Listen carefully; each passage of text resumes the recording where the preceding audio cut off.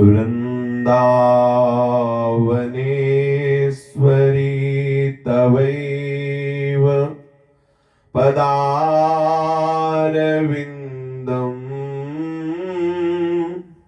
प्रेमामृतैकमकरन्द रसौघपूर्णम् हृद्यर्पितं मधुपते स्मरतापमुग्रम् निर्वापयत् परमो शीतलमाश्रयामि निर्वापयत् परम शीतलमाश्रयामि।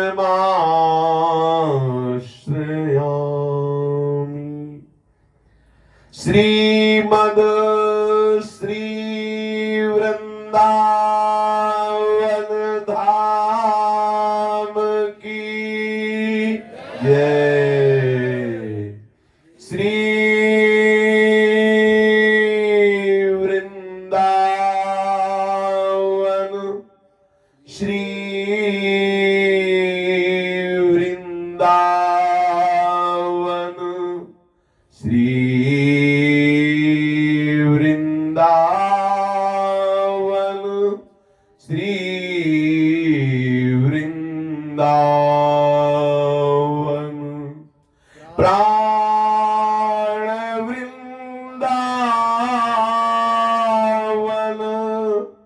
जीवन वृंदावन सर्वस्व वृंदावन श्री वृंदावन। श्री राधा वल्लभ लाल की जय। भक्तन के शुभ गुण चरित जो सुनी है चितलाय ताके भक्ति बढ़े घनी अरु हरि होहि सहाय अरु हरि होहि सहाय। अजहू सोच विचारि के गही भक्तन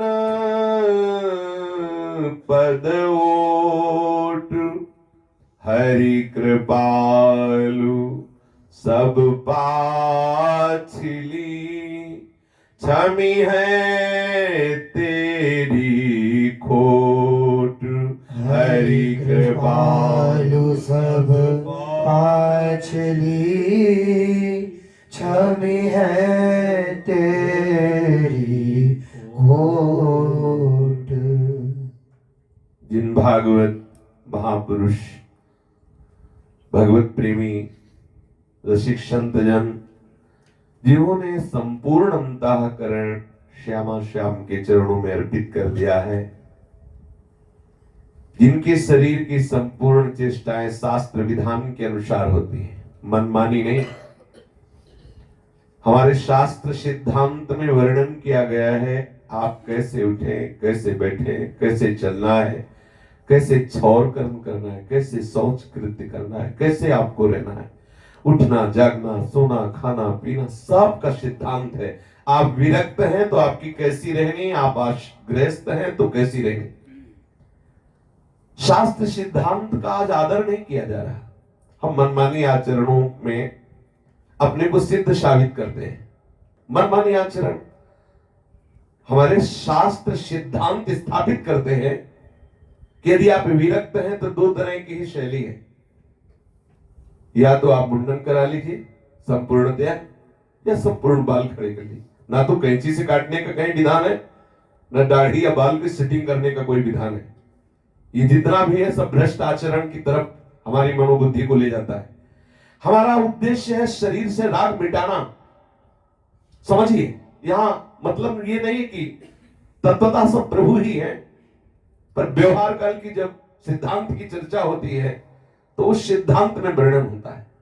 शास्त्रीय सिद्धांत है विरक्त के लिए या तो संपूर्णतः वो केस रखाए हुए हैं या संपूर्णतः केस मुड़ाए हुए हैं। बीच की कहीं स्थिति नहीं पाई गई किसी भी संप्रदाय में कि आप यहां से दाढ़ी मुड़वा लीजिए, आप यहां से बाल रखवा लीजिए, आप मुछ मुड़वा लीजिए, या आप दाढ़ी रखवा करके आप ऐसी कटिंग सेटिंग की, ऐसा कोई व्यवस्था नहीं है। हमारे सनातन धर्म में वैराग्य मार्ग की व्यवस्था में ऐसी कोई व्यवस्था नहीं है। गृहस्थी मार्ग में भी किस दिन छौर कर्म करना है, ये सब बुद्धि के ऊपर प्रभाव डालता है। ऐसा नहीं कि आप मनमानी आचरण करें, आप स्वतंत्र हैं, आप सिद्ध हो गए तो आप भगवान हो गए, ऐसा नहीं है। भगवान भी जब अवतरित होते हैं, आप देखिए श्रीमद् भागवत में देवर्षि नारद जी द्वारिकाधीश की दिनचर्या देखने जाते हैं, आप पढ़ के देख लीजिए।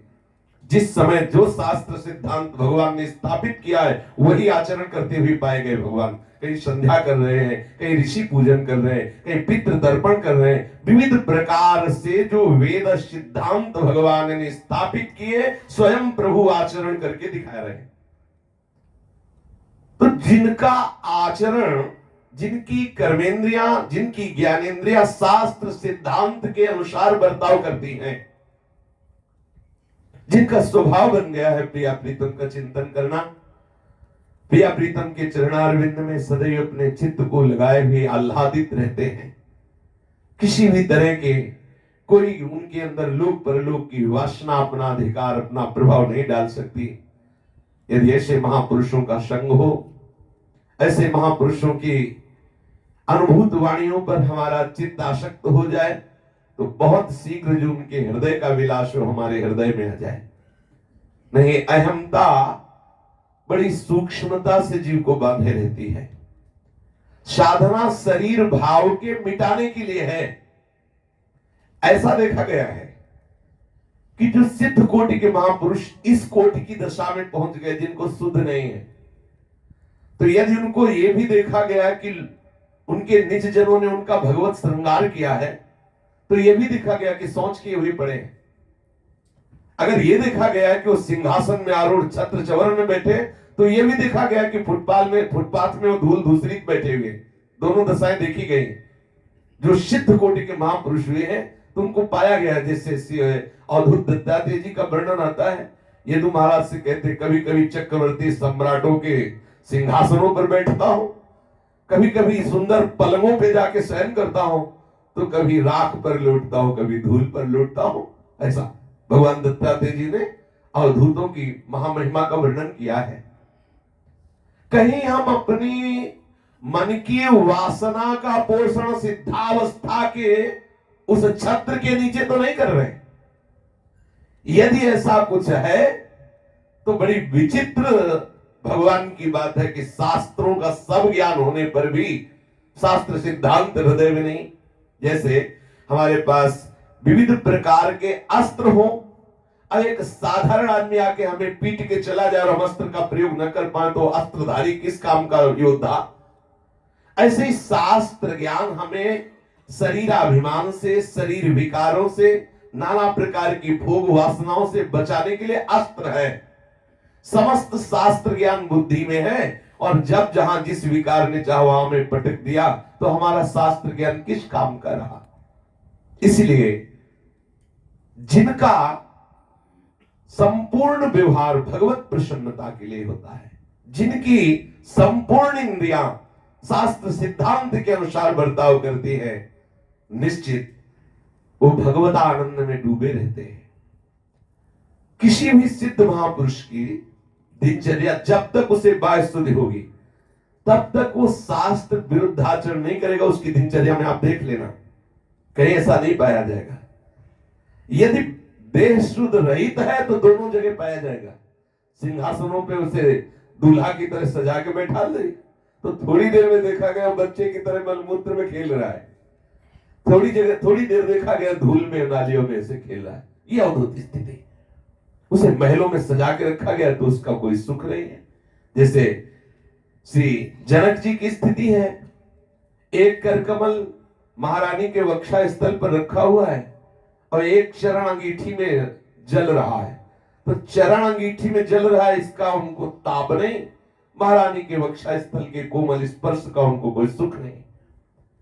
जब इस कोट की धरा हमारे शरीर से ऊपर उठ जाती है, फिर शरीर की किन्हीं चेष्टाओं का उसके ऊपर प्रभाव नहीं पड़ता, क्योंकि वो अहम रहित हो गया है, उसका अहम गलित हो गया है। लेकिन जब तक ये स्थिति ना हो तब तक इस स्थिति का आड़ लेकर के, आश्रय लेकर के कहीं हम अपनी वासनाओं का खेल न खेलने लगे, कहीं हम मनीराम को जो संभालने की चेष्टा करने के लिए शास्त्र सिद्धांत सीखे थे उनको बचाने की चेष्टा न करने लगे।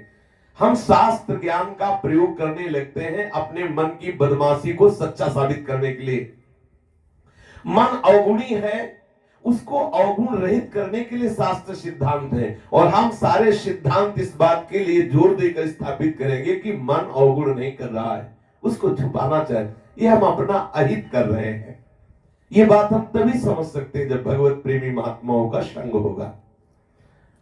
भगवत प्रेमी महात्माओं के संग से हमें पता चलता है भजन करना, करके बचाना और बचा के पचाना। पच जाए तो बात, ये पचना बहुत कठिन होता है।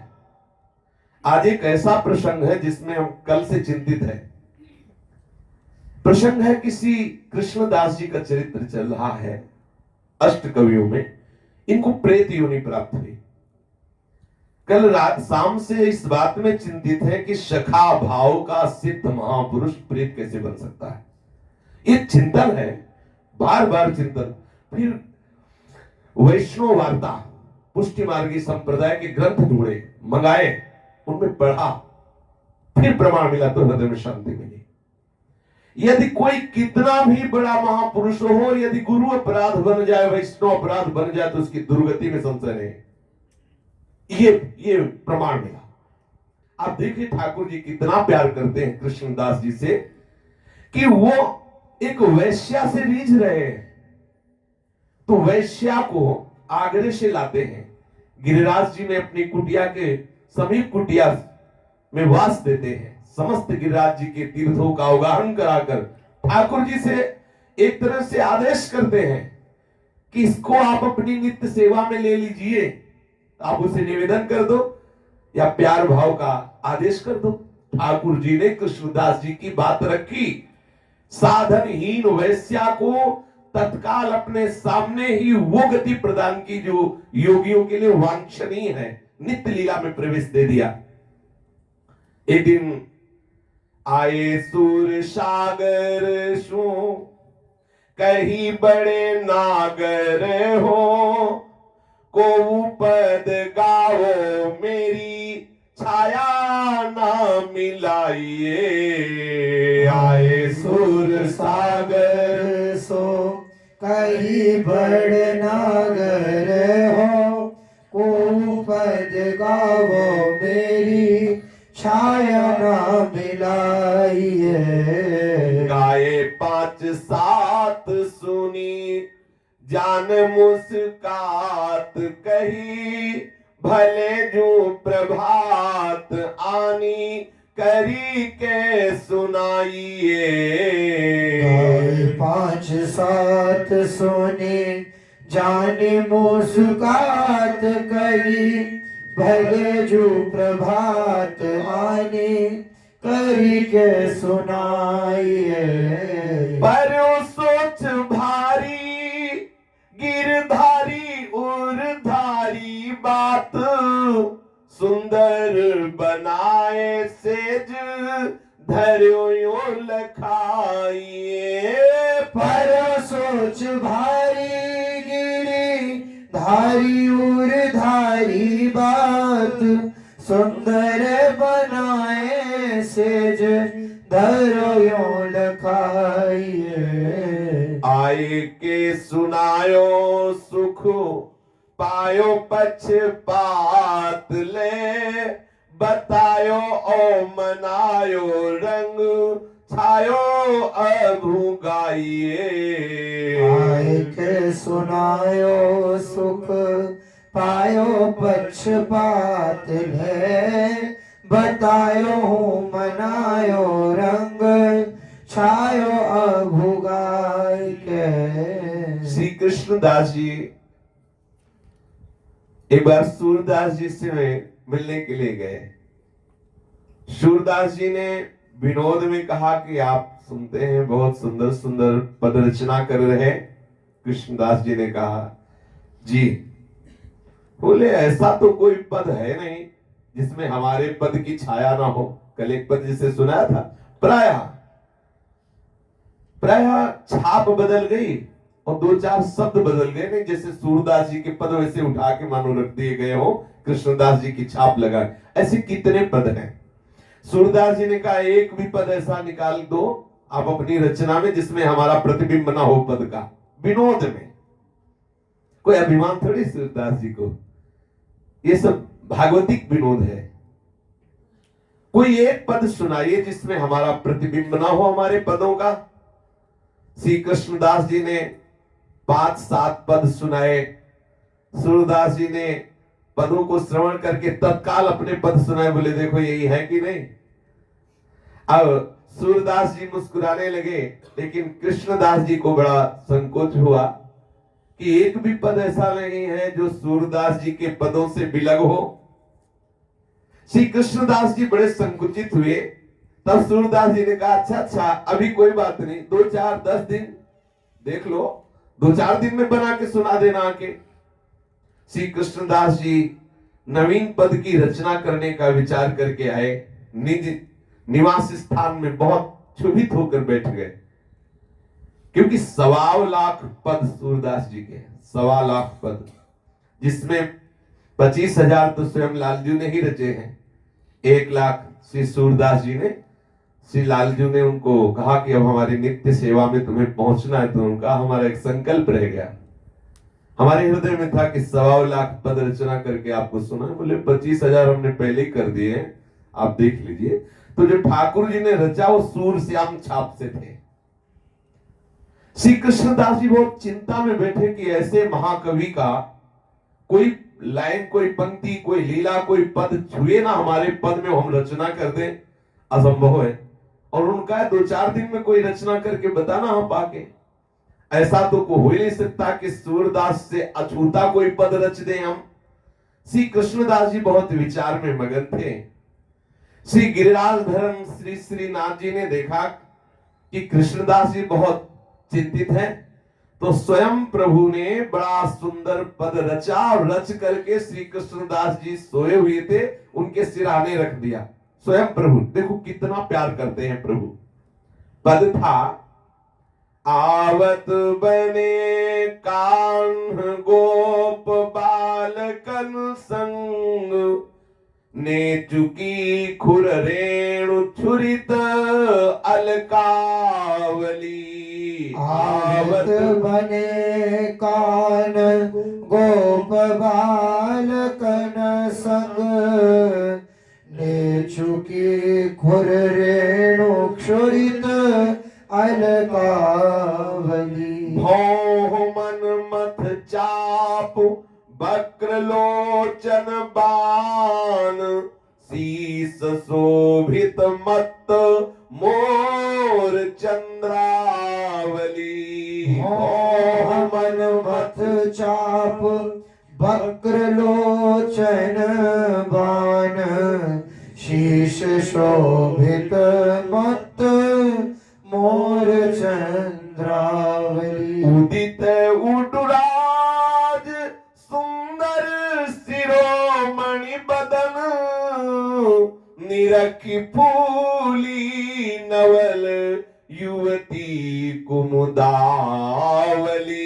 उदित उडुराज सुंदर शिरोमणि बदन, निरखी फूली नवल युवती कुमुदावली। अरुण सकुचत अधर बिंब फल उपहसत, कछुक प्रगट होत कुंद दशनावली। अरुण संकुचत अधर बिंब फल उपहसत कछुक प्रगट होत कुंद दशनावली। श्रवण कुंडल तिलक भाल बेसरी नाक कंठ कौस्तुभमणि सुभग त्रिवली बली।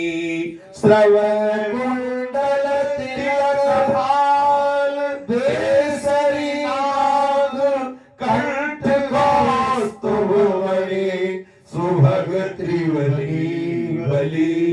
रत्न हाटक खचित उरसी पद कनक पाती बीच राज झलक मुक्तावली। रत्न हाटक खचित उरसी पद कनक पाती बीच राजति सुभग झलक मुक्तावली। बलय कंकन बाजू बंद आजानुभुज मुद्रिका करतल विराजत नखावली। बलय कंगन बाजूबंद आजानुभुज मुद्रिका करतल विराजत नखावली। गणित कर मुरलिका अखिल मोहति विश्व गोपिका जन मनसी ग्रंथित प्रेमावली।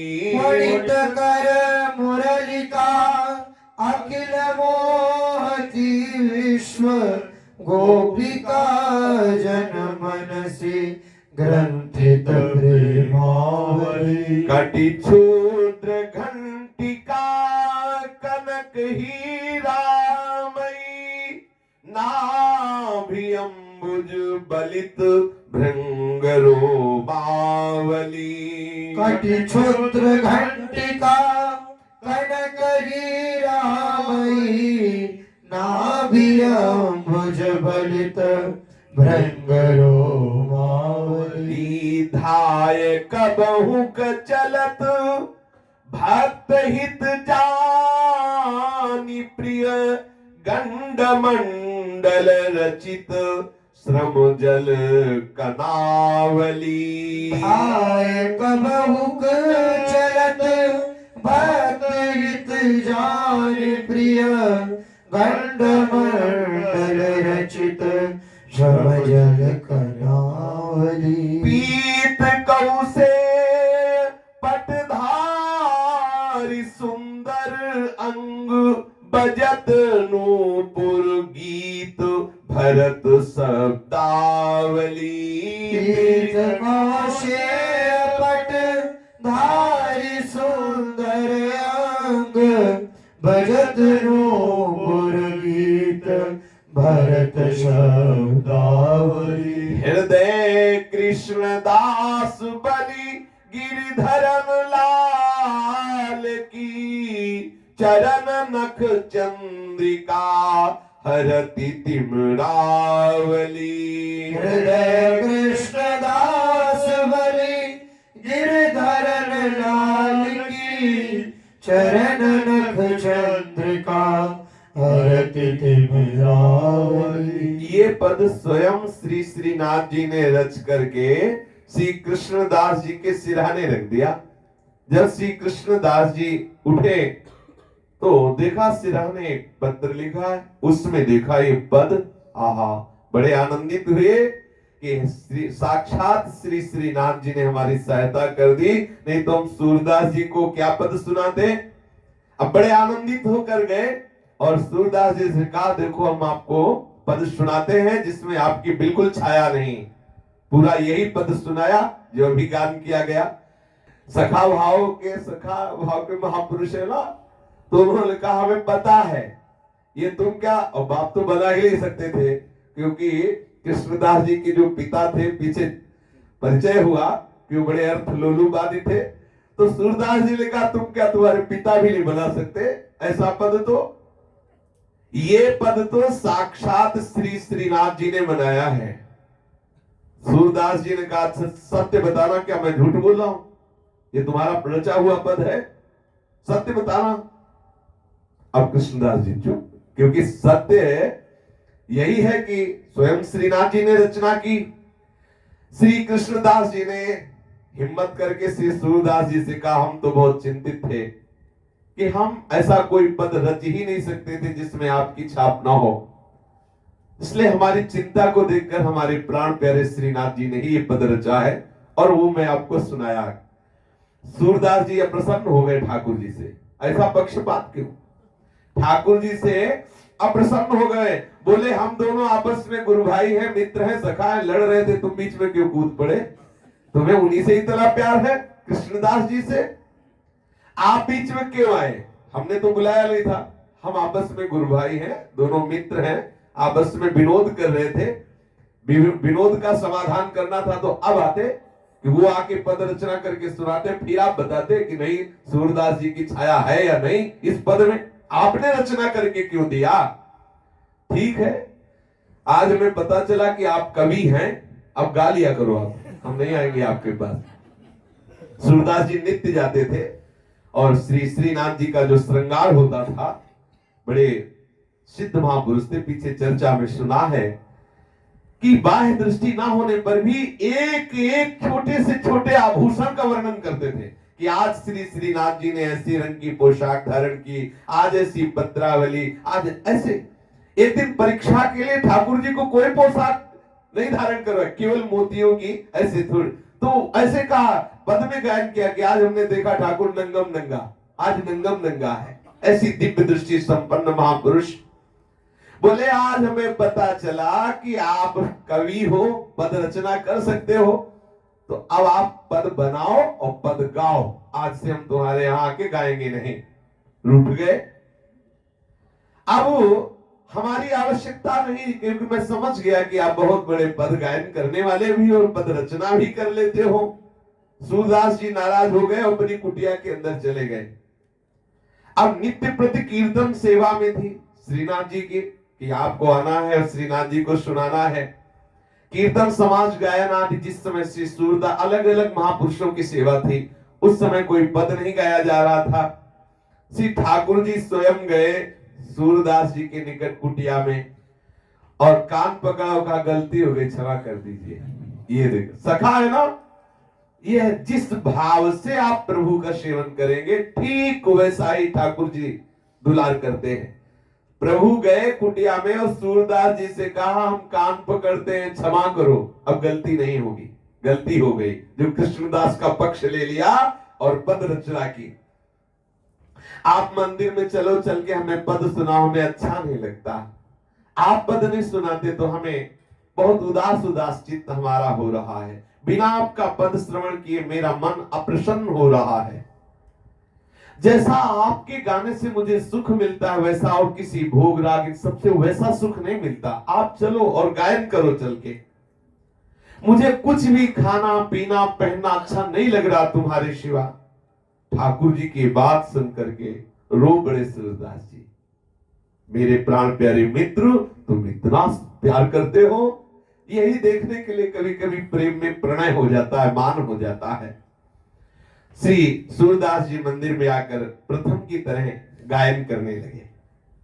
कुआं में खिसिल देह छूटी गई नई भई, भइयों आशंका कछु और उर आई है। कुआं में खिसिल देह छूटी गई नई भई, भइयों आशंका कछु और आई है। रसिकन मन दुख जानी सो सुजान नाथ, दियो दर्शाए तन ग्वाल सुखदाई है। रसिकन मन दुख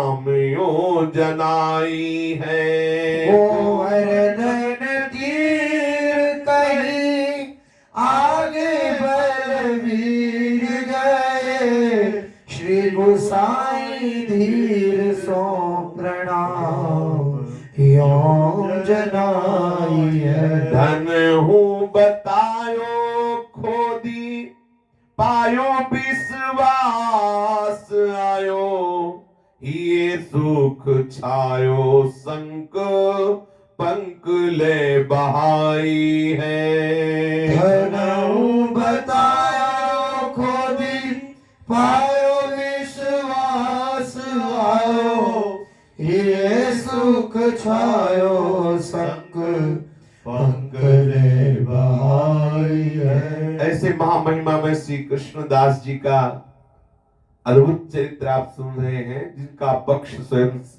श्री श्रीनाथ जी ले रहे हैं, जिनकी हृदय की बात को श्रीनाथ जी स्वीकार करके एक वैश्या को भी साक्षात नित्य लीला में प्रवेश दे देते हैं, जिन श्री कृष्णदास जी की भक्ति से रीझ कर आचार्य चरण वल्लभाधीश ने उन्हें अधिकारी पद प्रदान किया। संपूर्ण अधिकार, ये आगे के प्रसंग में आता है, संपूर्ण अधिकार। वो जिसे चाहे दर्शन श्रीनाथ जी के करने दे, अगर मना कर दे तो वल्लभाधीश के पुत्रों को भी मना कर दिया। मतलब इतना अधिकार, पूर्ण अधिकार श्री कृष्णदास जी का। ऐसे भगवत सेवा में रुचि रखने वाले महापुरुष का अंतिम लीला हुई कि एक कुआं में गिर करके उनका शरीर पूरा हुआ। कुआं में फिसल करके गिर गए और उनकी मृत्यु हो गई। प्रसंग है सूक्ष्मता का। कहते हैं कि कुआं में गिरने के बाद वो प्रेत बने और पक्का बने, ऐसा प्रमाणित बात पाई गई। उसमें जो गुप्त बात है वो ये है कि इनको अपराध लग गया, वैष्णव अपराध लग गया। अपने यहां सत्संग में प्राय कहा जाता है कि कोई कितना भी अपराध हो, इतनी ताकत नहीं है कि भगवत शरणागत का नामे भक्ता प्रणश्यति। लेकिन एक अपराध है, वैष्णव अपराध, संत द्रोह, गुरु द्रोह, जो आपका किसी भी स्थिति में वहां से पतन कर देगा, इसमें कोई संशय नहीं। जय विजय साक्षात वैकुंठ में विराजमान है, परम भागवत सनकादि का अपराध बन जाता है और परम पद से भ्रष्ट होते हैं। ये बड़े आश्चर्य की बात है। वैकुंठ में ऐसी महामहिमामय स्थिति मिलती है कि वहां से आवागमन का कोई भी सूत्र नहीं है। ऐसी स्थिति में पहुंचने पर भी यदि वैष्णव अपराध बन जाए तो उसको पतित होना पड़ता है, अपनी स्थिति से गिरना पड़ता है। बड़ी सूक्ष्मता का प्रसंग है कि श्री कृष्णदास जी, एक गंगाबाई जी थी, ये बहुत स्नेह करते थे, यद्यपि भागवतिक करते थे। जैसे वैश्या को लाए और भगवत साक्षात्कार करा दिया, तो एक गंगाबाई थी जिनसे श्री कृष्णदास जी अधिकारी जी बहुत स्नेह करते थे। श्री गोसाई जी को यह बात अच्छी नहीं लगी। भगवत लीला पीछे जो वैश्या का कल्याण किया उसमें गोसाई जी की सहमति थी, विरोध नहीं किया। लेकिन गोसाई जी इस बात का विरोध किए कि आप अधिकारी पद में हो, आपको गंगाबाई के पास नहीं जाना चाहिए, बहुत समय तक नहीं बैठना चाहिए, शास्त्रीय सिद्धांत है। गोसाई जी अंदर से इस बात से असंतुष्ट थे। श्री विठल नाथ जी वल्लभाचार्य जी के पुत्र, साक्षात श्री कृष्ण स्वरूप माने गए हैं। आचार्य चरण किस मानो साक्षात श्री कृष्ण ही पुत्र रूप में आए हो, ऐसे श्री विठल नाथ गोसाई जी की महिमा गाई गई है। एक दिन श्री श्रीनाथ जी का भोग समर्पित किया जाने के लिए जा रहा था और गंगाबाई उधर से निकली और उनकी दृष्टि पड़ी भोग पर। बहुत सूक्ष्मता का विषय है, उपासक बहुत ध्यान दे। ये बात श्री गोसाई जी ने देखा। हमारे यहां रसमयी, वात्सल्यमयी, दुलारमयी उपासना में भोग पर किसी अन्य की दृष्टि ना पड़े, ये संभाला जाता है। भोग बहुत ढक के ले जाया जाता है और पर्दा लगा के पवाया जाता है, क्योंकि हमारे अतिशय लाडीले दुलारे हैं, कहीं किसी की दृष्टि न पड़ जाए भोग पर। जब गोसाई जी असंतुष्ट हैं इस बात से कि गंगाबाई और श्री कृष्णदास जी का बैठना ठीक नहीं है, गुरु है, अगर वो जरा भी असंतुष्ट है तो मानना चाहिए था, बस ये यहां से देखो त्रुटि प्रारंभ होती है। एक इतने बड़े महापुरुष श्री कृष्णदास जी की यहां से गलती प्रारंभ होती है। जैसे श्री अक्रूर जी महाराज की महिमा का वर्णन किया गया है साक्षात श्रीमद् भागवत में। स्वयं परमहंस श्री सुखदेव जी गान करते हैं कि परीक्षित, जैसी अक्रूर जी की स्थिति है ऐसी स्थिति प्राप्त कर लेना ही मनुष्य जीवन का परम लक्ष्य है। लेकिन ये महापुरुष थोड़ी चूक हो जाती है और समंतक मणि से प्यार कर बैठते हैं और श्री कृष्ण से दूरी बनाकर काशी चले जाते हैं और वहां यज्ञ आदि करके यद्यपि श्री कृष्ण की ही आराधना करते हैं, पर समंतक मणि में महत्व बुद्धि होने के कारण द्वारिकाधीश से दूरी बनाकर बनारस में रहना पड़ा। और बहुत जब ठाकुर जी ने अनुनय विनय की तब कहीं वो बुलाकर के तब उन्होंने कपड़े में लपेटी अरे नीलमणि के आगे समंतक मणि क्या है। लेकिन अतिशय प्रबल देवता माया, जरा सा आप चूक करोगे तो माया भी तो हरि की है। जैसे भक्ति हरि की है ऐसे माया भी हरि की है। एकमात्र मामेवे प्रपद्यन्ते मायावीताम तरन्ति ते। अब जब श्री लालजू महाराज का भोग लगा, भोग उसरा, आरती हुई, ठाकुर जी का शयन हो गया। शयन होने के बाद गोसाई जी नीचे पधारे, प्रसाद पाया, शयन किए और भीतरिया जी जो सेवक थे उन्होंने प्रसाद पाया और पौढ़े। श्रीनाथ जी ने भीतरिया के शयन गृह में गए जहां भीतरिया जी सोए हुए थे और सखा है तो लात से ऐसे जगाया और कहा, क्यों रे मुझे भूखा करके और तू सो रहा है। बोले नहीं जय जय, आपका तो अभी भोग लगा है, अभी तो भोग लगा है, आप इतनी जल्दी भूखे हो गए क्या। बोले हमने पाया ही नहीं। श्रीनाथ जी ने कहा मैंने पाया ही नहीं, गोसाई जी से बोलो जाके मुझे भूख लगी है। श्रीनाथ जी ने कही कि राजभोग में गंगाबाई की दृष्टि पड़ गई इसलिए मैंने राजभोग नहीं पाया, क्योंकि जिसे गोसाई जी पसंद नहीं करते उसकी दृष्टि पड़ने पर मैं उसे कैसे पसंद कर सकता हूं। ये सूक्ष्मता की बातें हैं। अपने कल्याण में कोई संशय नहीं है। हम कामी हैं, क्रोधी हैं, नीच हैं, चलेगा।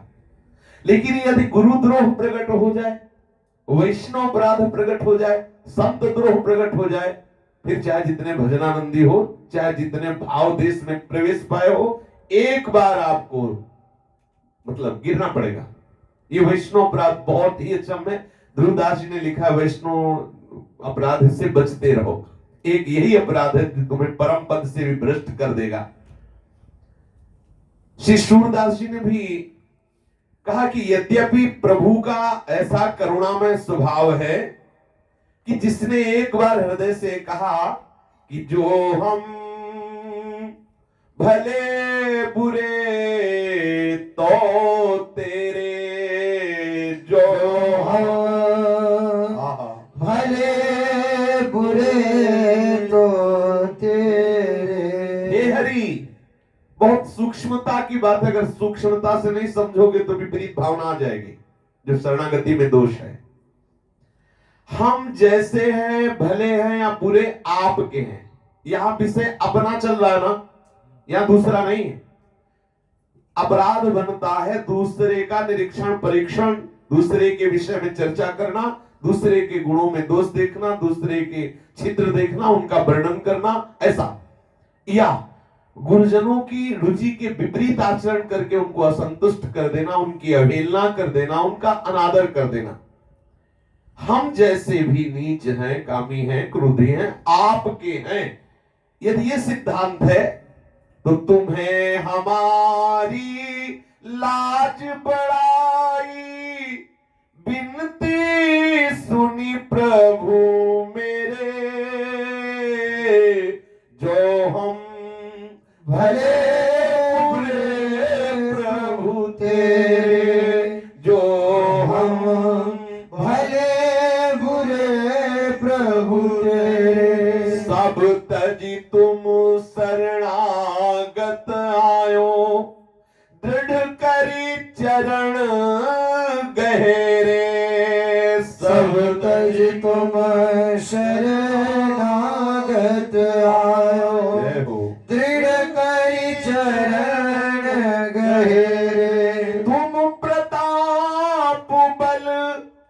बदत न काहू निडर भये घर चेरे। तुम प्रताप बल बदत न काहू निडर भय घर चेरे। जो हमू भले बुरे प्रभु तेरे। जो भले बुरे प्रभु तेरे। आपकी शरण में है, आपके प्रताप को सुन करके संपूर्णतया अपने आप को आपके हवाले कर दिया। नाथ, दृढ़ता पूर्वक आपके चरणों का आश्रय लिया है। आपके ही बल से मुझे अब भय नहीं रह गया है, क्योंकि मैं आपका निजी सेवक हूं। घर चेरे आपका निजी सेवक हूं, बिका हुआ दास हूं, निज दास हूं। मुझे अब किसी का डर नहीं रहा, क्योंकि मैं जैसा भी हूं आपका हूं। यदि आपने हृदय में ऐसा स्वीकार कर लिया तो देखो हरि को एक स्वभाव। देखो बहुत सुंदर सुलझने का विषय है। बोले देखो हरि को एक स्वभाव।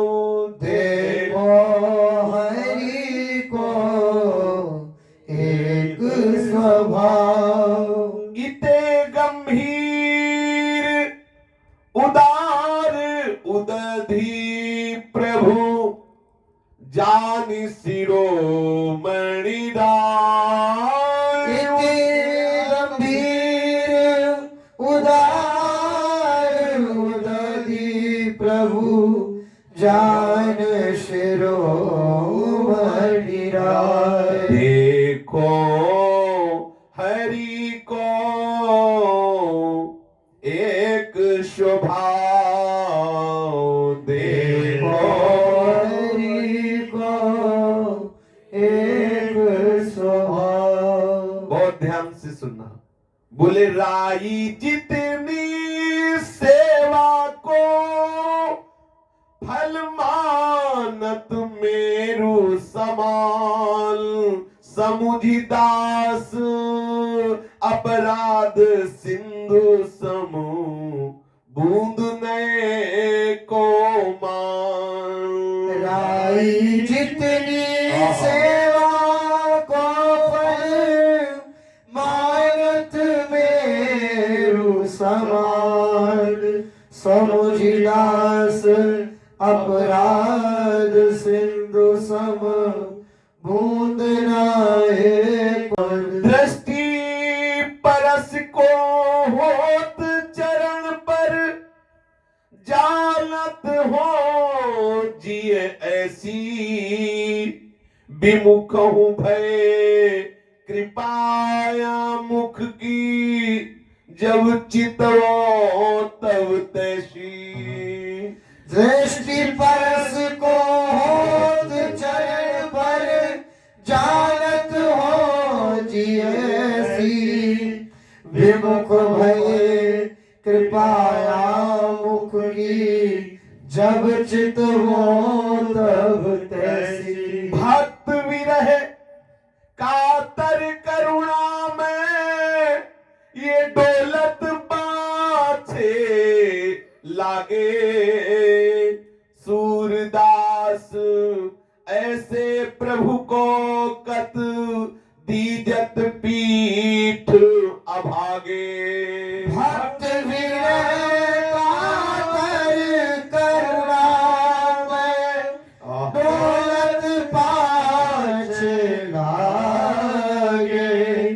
सूरदास ऐसे प्रभु को कत दीजत पीठ अभागे। हरि का एक स्वभाव है, जो प्रभु की शरण में हो जाता है, ये उदार महान गंभीर और ज्ञानियों के गुरु है, जगत गुरु है, जानने वालों में सबसे श्रेष्ठ है। और क्या जानते हैं? हृदय की बात को। हृदय से आपने जो प्रभु को स्वीकार किया है कि नाथ मैं जैसा हूं आपका हूं, विश्वास कर लीजिए आपको निश्चित भगवत प्राप्ति हो जाएगी। यहां बात अपनी कर रहे हैं ना, मैं नीच हूं, पतित हूं, जैसा हूं स्वामी मैं आपका हूं, यहां दूसरा नहीं ना, कोई अपराध की गुंजाइश नहीं। यदि भूल से आपसे कोई गलती बन जाती है तो करुणा में प्रभु आपके हृदय में आकर उस मलिनता को दूर कर देंगे, आपकी रक्षा करेंगे। हरि करो सदा तिनके रखवारी, जिम बालक राखे मातारी। करुणा में हरि आपको निश्चित निश्चित बचा लेंगे, दुलार करेंगे, पावन कर देंगे। अगर राई, राई बहुत छोटा दाना होता है, राई जैसा भजन बन जाए तो हरि जानते हो क्या मानते हैं? बोले सुमेरु पर्वत जैसा भजनानंदी है, ऐसा मानते हैं। और अगर कहीं समुद्र के समान अपराध बन जाए तो हरि उसे बूंद के समान भी नहीं मानते। समुद्र के समान अपराध बन जाए तो बूंद के समान नहीं मानते। और जब हम प्रभु की शरण में होते हैं तो जैसे वो दुलार से देखते हैं ना, वैसे ही अगर हमारी चूक हो जाए, क्या हरि को छोड़कर हम हरि की तरफ देखना छोड़कर किसी और की तरफ देखने लगे, फिर पता चला मैं गलत हूं, फिर मुड़ के हरि की तरफ देखा तो वैसे ही दुलार करते मिले, वो रोष करते नहीं मिलेगा कि अरे तू स्वार्थी है। जब बात पड़ी तो कहता हरि शरणम, और नहीं तो विषय की तरफ देख रहा है तू पीटेगा, ऐसा नहीं, वैसे ही दुलार करते पाए गए। विमुख भय कृपाया मुख की, जब चितवों तब तैसी। आज तक नहीं देखा कि हे हरि तुम कभी हम पे रोष कर रहे हो। हरि का स्वभाव है भक्त के विरह में आतुर होकर उसके पीछे पीछे डोलते हैं कि कहीं कोई कष्ट ना हो जाए मेरे भक्त को, मेरे शरणागत को। तो आप सोच सकते हैं क्या शरणागत से भी समुद्रवत पाप हो जाता है क्या? आप सच्ची मानिए, जहां कहीं पाप या अपराध या वासना कुछ भी होता है उसमें प्रधानता होता है देह भाव। जैसे मैं पुरुष हूं, मैं स्त्री हूं, जब तक देह भाव नहीं होगा तब तक वासना हमें आकर्षित नहीं कर सकती। हमारे स्वरूप पर वासना को कोई प्रभाव नहीं पड़ता, किसी अस्त्र शस्त्र का, किसी मंत्र का, किसी तंत्र का कोई प्रभाव स्वरूप पे किसी का नहीं पड़ता। अगर हमारे द्वारा कोई अशुद्ध आचरण होता है, पापाचरण होता है, तो उसमें प्रधानता होती है मूल अहम की, देहाभिमान। पक्का मान लीजिए, जब तक देह भाव है तभी तक अपराध बनता है। देह भाव हमारे हृदय में जो है वो सत्संग से धीरे धीरे नष्ट हो जाता है। जब ये बात समझ में आ जाती कि कुछ समय के लिए मुझे देह मिला हुआ है, संसार के भोगों में सुख नहीं है, भजन से जब हृदय में विवेक प्रकट होता है, इस समझ में आ जाता है, अपराध होना बंद। यदि कहीं स्वभाव संस्कार वश कोई भूल चूक, उत्साह पूर्वक पापाचरण करना और भूल हो जाना, इसमें बड़ा अंतर है। हरिदास से हो सकता है कभी ऐसी चूक हो जाए तो राहत न चित प्रभु चूक किए की, करत सुरत सहबार। ये हृदय की बात हरि जानते हैं, वह हरि। अब आप देख लीजिए, कह रहे कि राई जितनी सेवा को फल मानत मेरु समान, समुझ दास अपराध सिंधु सम बूंद न एको मान। समुद्र के समान यदि उससे कोई गलती बन जाए तो हरि उसे बूंद भर भी नहीं मानते। ऐसे स्वभाव वाले हरि यदि किसी हरिदास का अपराध बन गया, वैष्णव अपराध बन गया, तो चाहे जितना तुम भजन करने वाले हो, हरि तुम्हें क्षमा नहीं कर सकते। वही महापुरुष गान कर रहे, बोले हरिदासन ते गर्व न करीबो, हरिदासन ते गर्व न करीबो। ये है अपराध परम पद हूते, उतरी नरक में परिबो। ये है अपराध परम पद हूते, उतरी नरक में परिबो। हरिदासन ते गर्व न करीबो, हरिदासन ते गर्व न करियो। कभी भगवान के भक्तों से, संतों से, गुरुजनों से द्वेष न करे, द्रोह न करे, कभी उनसे अभिमान करके उनको नीचा दिखाने की चेष्टा न करें।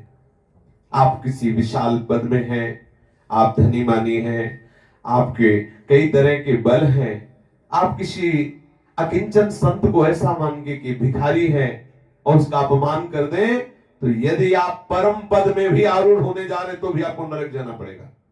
ये ऐसा भयंकर अपराध है, वैष्णव अपराध, संत अपराध, भक्त द्रोह, सारे सुकृतों का तत्काल नाश हो जाता है। साध अवज्ञा तुरंत भवानी, कर कल्याण अखिल की हानि। ऐसा कोई पाप नहीं त्रिभुवन में। जो भी पाप करोगे उसका मोचन हो सकता है या वो उतना ही फल देगा, लेकिन ये साधु अवज्ञा तुरंत भवानी, कर कल्याण अखिल कह हानि, समस्त साधनों का नाश हो जाता है। बोले श्रीपति दुखित भक्त अपराधे, संतन द्वेष द्रोहिता करके आरत सहित जो मोहि आराधे। सुनो सकल बैकुंठ निवासी, साची कहूं जनी मानो खेदे, तिन पर कृपा करूं कैसी विधि पूजत पांव कंठ को छेदे। जनसो बैर प्रीति मोसो करी, मेरो नाम निरंतर ले हैं, सूरदास भगवंत बदतियों मोई भजे पर जमपुर जय हैं। श्री सूरदास जी कह रहे कि ठाकुर जी कह रहे जो संतों से द्वेष करता है, द्रोह करता है और बड़ा आर्त भाव दिखाते हुए मेरी आराधना करता है, हे वैकुंठ निवासियों, मैं सच्ची कहता हूं, मैं उन पर कैसे कृपा कर सकता हूं जो हमारे भक्तों से द्रोह करते, भक्तों का अपराध करते। मानो मेरे पांव को पूजते हैं, मेरे कंठ को छुरी से काटते हैं। मेरे भक्तों का अपराध करना और मेरी आराधना करना कैसे?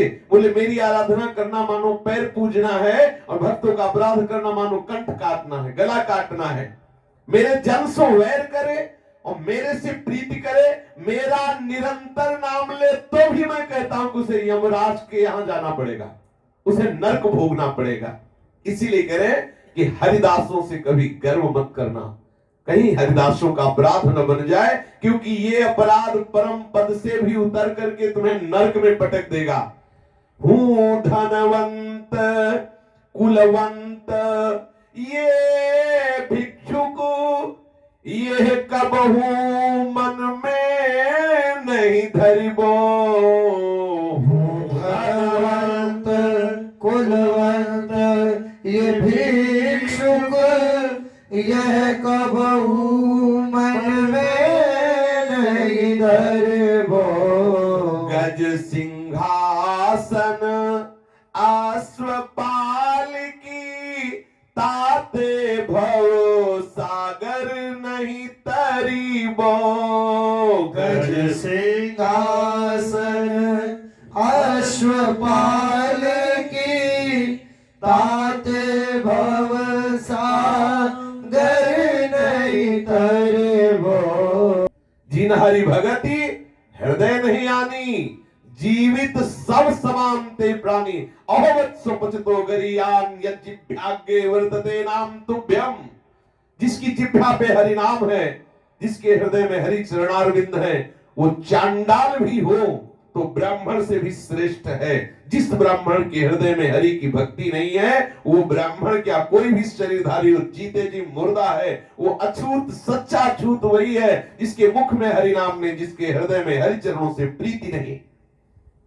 कोई ये सोच के कि मैं धनी हूं, ये बेचारा भगत गरीब है, मैं कुलीन हूं, ये तो नीच जाति का है, ये तो भिक्षुक है, ऐसा जो सोच करके संतों का अपमान कर देते हैं, तो ध्यान रखना, ये गज सिंहासन और अश्वपालकी में चढ़ के भवसागर से पार नहीं हुआ जाता। भवसागर से पार होने का उपाय है भक्त चरण धरि भाव तरत भव सिंधु अगाधा।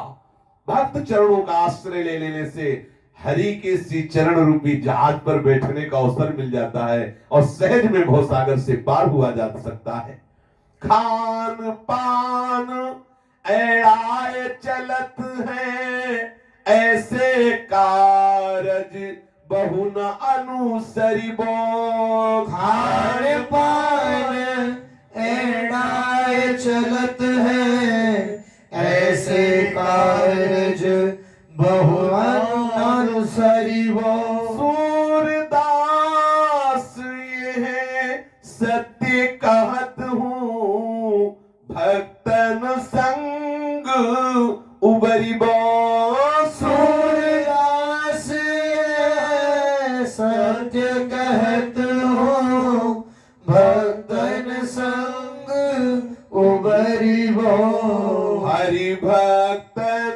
सो गर्व न करीबो, हरि भक्तन सो गर्व न करीबो। ये भक्तों को देख के कि रूखी सूखी रोटी पाते हैं, हम तो 56 प्रकार के भोग पाते हैं, और अभिमान करके छाती तान के किए तो फटे पुराने मार्किन पहनते हैं, हम तो लाखों की पोशाक पहनते हैं। ये लाखों करोड़ों की पोशाक पहनना ये बल नहीं है, फटी पुरानी लंगोटी पहनकर हरि को भजना ये बलवान है। समझ रहे ना? कोई गाली दे 5 थप्पड़ लगा दिए, इसे बल नहीं कहते। कोई भरी सभा में गाली दे मुस्कुरा के निकल गए, इसे बल कहते हैं। आप बहुत नाना प्रकार के भोग सामग्री से संपन्न हो, आप धनी नहीं हो, लेकिन जो रज लगाए हुए निरंतर श्यामा श्याम के सुमिरन में है वो धनी है, सच्चा धन। कबीरा सब जग निर्धना धनवंता नहीं कोई। कभी ऐसे अभिमान में आकर भक्तों का अपराध न कर देना कि मैं धनी हूं, मैं ऐसा। सूरदास जी कहते मैं सत्य कहता हूं, अगर किसी को भी संसार से उबरने का अवसर मिला है तो भक्त चरण प्रताप से, भक्तों के संग से मिला है। देखो इतने महिमा में श्री कृष्णदास अधिकारी जी से अपराध बन गया। श्री कृष्णदास जी जिस गंगाबाई से स्नेह करते थे, गोसाई जी को रुचा नहीं। जब गोसाई जी को रुचा नहीं तो ठाकुर को रुचा नहीं। गंगाबाई की दृष्टि पड़ी तो ठाकुर ने भोग नहीं आरोगा। ये सूक्ष्मता की बात है। ऐसा नहीं हो सकता कि आचार्य और गुरु की आप विरुद्ध चलकर भगवत प्राप्ति कर ले, तुम्हारी ताकत नहीं है, ऐसा नहीं हो सकता। जो अपराध भक्त कर करे राम रोष पावक सो जरी, ऐसा नहीं हो सकता कि आप अवहेलना करके मंत्रदाता की उपासना की अवहेलना करके और तपस्या करके सोचो कि हम प्रभु को रिझा लेंगे, ऐसा नहीं हो सकता। इतने बड़े महापुरुष से यह अपराध बन गया, गुरु की अवज्ञा, गुरु के समान श्री विठल नाथ जी की अवहेलना। श्री ठाकुर जी ने जब भोग नहीं पाया, गोसाई जी और भितरिया जी प्रसाद पा के शयन कर रहे थे, श्रीनाथ जी ने एक लात मारी भितरिया जी की, सखा है ना, तो कहा सारे तू तो सो रहा है, मुझे भूख लगी। बोले नहीं हमने भोग नहीं पाया। क्यों नहीं पाया? क्योंकि गोसाई जी जिससे असंतुष्ट हैं उस गंगाबाई की दृष्टि पड़ गई भोग में, इसलिए हमने भोग नहीं पाया। ध्यान दीजिए, गुरु प्रसन्न साहब अनुकूला, साहब अनुकूल नहीं हुए क्योंकि गुरु की दृष्टि में वो ठीक नहीं है, तो साहब की दृष्टि में भी वो ठीक नहीं है। अगर कहीं हरि नाराज हो जाए तो गुरुदेव की कृपा दृष्टि है, तो हरि का नाराज होना और नाराज होना नहीं। हाँ, अगर गुरुदेव की दृष्टि बिगड़ जाए, उनकी अवहेलना कर दो, तो हरि आपके साथ भी घूमे तो बात बनने वाली नहीं। इसी प्रसंग में देख लीजिएगा। अब गोसाई जी के पास भितरिया जी उठ के आए और उन्होंने कहा कि जय जय, बड़ा अनर्थ हो गया, लाल जी ने तो भोग ही नहीं पाया और अपने लोग प्रसाद पा के शयन कर गए। भितरिया जी ने कहा गोसाई जी के चरण छूते हुए कि श्रीनाथ जी बहुत भूखे, ऐसा हमें जगा के अभी कहा। तो श्रीनाथ जी भूखे हैं, बात सुनते ही बहुत व्याकुल हो गए, जैसे मां व्याकुल हो जाती है, ऐसे गोसाई जी व्याकुल हो गए। तुरंत कहा कि इतनी जल्दी क्या तैयार हो सकता है, चलो हम भी लगते हैं चल करके। और श्रीनाथ जी से कहा कि आपने क्यों भोग नहीं पाया, क्या त्रुटि हो गई? बोले जिस पर आपकी कृपा दृष्टि नहीं, उस गंगाबाई की उस भोग पर दृष्टि पड़ी, इसलिए मैंने भोग नहीं पाया। तो आप हमें संकेत कर देते, आप भूखे क्यों? बोले अब संकेत कर दिया, अब भूख लगी है। गोसाई जी ने तत्काल स्नान किया, भितरिया जी को कहा तत्काल स्नान करो, और कहा बहुत जल्दी जो तैयार हो सके वो तैयार करो। क्या तैयार हो सकता है? बोले महाप्रसाद, भात और बड़ी, भात और बड़ी ये तत्काल तैयार हो जाएगी, तत्काल तैयार करो, लालजू भूखे हैं। तत्काल सिद्ध किया गया, भात और बड़ी श्रीनाथ जी को भोग समर्पित किया गया। श्रीनाथ जी ने पाया, श्रीनाथ जी को शयन कराया गया। भितरिया जी ने जब उस राजभोग का जो प्रसाद था, भात और बरी जो श्रीनाथ जी ने पाया था, जितने सब थे उनको पवाया। इतना स्वाद आज तक किसी प्रसाद में नहीं आया, क्योंकि स्वयं श्री गोसाई जी लगे भात और बड़ी बनाने में। अब जब सब लोग प्रसाद पा रहे थे तो कृष्णदास जी को भी पता चला कि दोबारा प्रसाद बन रहा है, क्योंकि अधिकारी ही हैं। तो आए, गोसाई जी भी प्रसाद पा रहे थे, बड़ी दिव्य अनुभूति हो रही थी। कृष्णदास जी को भी थोड़ा प्रसाद सबको बट ही रहा था। तब गोसाई जी ने कहा, ओहो इतना स्वादिष्ट प्रसाद है। तो कृष्णदास जी ने कहा कि महाराज आप ही बनाने वाले हो, आप ही आरोगने वाले हो, तो काहे को ऐसा सुंदर प्रसाद न बनेगा।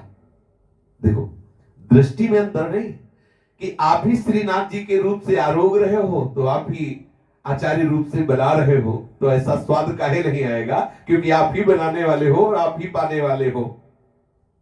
गोसाई जी ने कहा कि भोगना तो हमें पड़ रहा है। यहां थोड़ा समझने का विषय है। गोसाई जी असंतुष्ट थे कि अगर तुम उसका संग न करते होते तो उसकी दृष्टि न पड़ती, तो लाल जो भूखे न रहते। ये दोबारा हमें तत्काल बनाने का दुख नहीं, लेकिन लाल जो भूखे रह गए ना, इस वक्त कितना प्यार आचार्य चरण करते हैं, कितना महापुरुष जन प्रभु से प्यार करते हैं। गोसाई जी ने कहा जो भी हो, ये फल तो हमें तुम्हारे कारण ही भोगना पड़ रहा है। ये बात कृष्णदास जी को अच्छी नहीं लगी। अब यहां से गलती प्रारंभ हो रही। आचार्य यदि, गुरु यदि आपको डांट रहे हैं तो हाथ जोड़कर उस बात को स्वीकार करो, ना कि आप विरोध शुरू कर दो। पहली बात तो यह है कि आचार्य और गुरु के मन की इशारे को समझकर आपको तत्काल दूर हो जाना चाहिए। दूसरी बात, अब यहां प्रगट में कह रहे हैं कि भोग तो मुझे भोगना पड़ रहा है ना। क्या भोग? कि मेरे लाल जो भूखे रहे और भोग नहीं पाया, उसका कारण तो तुम ही हो। अगर तुम गंगाबाई को यहां समीप ना रखते, स्नेह ना करते, तो यहां उसकी दृष्टि कैसे पड़ जाती? अधिकारी हो तुम। तो अधिकारी जी को गोसाई जी की बातें पसंद नहीं आई, और बड़े गोसाई जी श्री वल्लभाचार्य जी ने इनको अधिकारी पद दे दिया था। अधिकारी पद मतलब पूरा अधिकार। इन्हीं की मोहर से आज भी इन्हीं की मोहर से ठाकुर सेवा होती है। जो भी आभूषण, जो भी धन, जो भी भोग सामग्री, उसमें श्री कृष्णदास जी के अधिकारी की मोहर लगेगी। आज भी संपूर्ण पदाधिकार दे दिया श्री कृष्णदास जी को। इतने भाव से सेवा में मगन रहते। कृष्णदास जी नाराज हो गए और उन्होंने आदेश कर दिया, आज के बाद गोसाई जी पर्वत के ऊपर न चढ़ पाए श्रीनाथ जी के दर्शन करने के लिए। ये अपराध बनना प्रारंभ हो गया।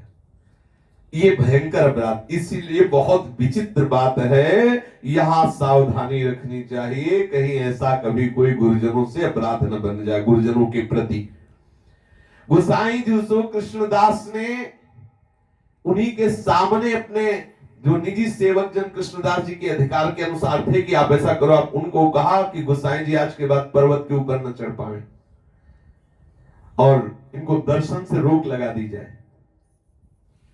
गोसाई जी इस बात से नहीं ऊपर चढ़ने लगे कि हमारे पिताश्री का आदेश है कि ये अधिकारी है, तो मुझे इसके अधिकार की रक्षा करनी चाहिए।